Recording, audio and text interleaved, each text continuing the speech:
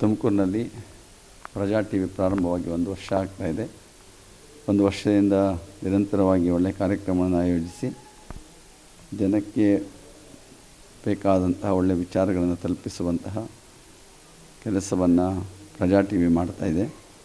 ಆಯಾ ಕಾಲಕ್ಕೆ ಅನುಗುಣವಾಗಿ ಏನೇನು ವಿಚಾರಗಳು, ಏನು ಘಟನೆಗಳು ನಡೀತಾ ಇದೆಯೋ ವರ್ತಮಾನ ವಿಚಾರಗಳನ್ನು ನೇರವಾಗಿ ತಲುಪಿಸುವಂಥ ಕೆಲಸ ಇವತ್ತು ಟಿ ವಿ ಮಾಧ್ಯಮದ ಮೂಲಕ ನಡೀತಾ ಇದೆ.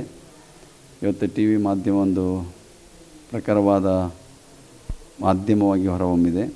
ಅತ್ಯಂತ ಶೀಘ್ರವಾಗಿ ಪ್ರಪಂಚಕ್ಕೆ ಗೊತ್ತಾಗುವ ಹಾಗೆ ವಿಷಯಗಳನ್ನು ಮುಟ್ಟಿಸಲಿಕ್ಕೆ ಇವತ್ತು ಟಿ ವಿ ಮಾಧ್ಯಮ ಬಹಳ ಮುಂಚೂಣಿಯಲ್ಲಿರುವಂಥದ್ದು.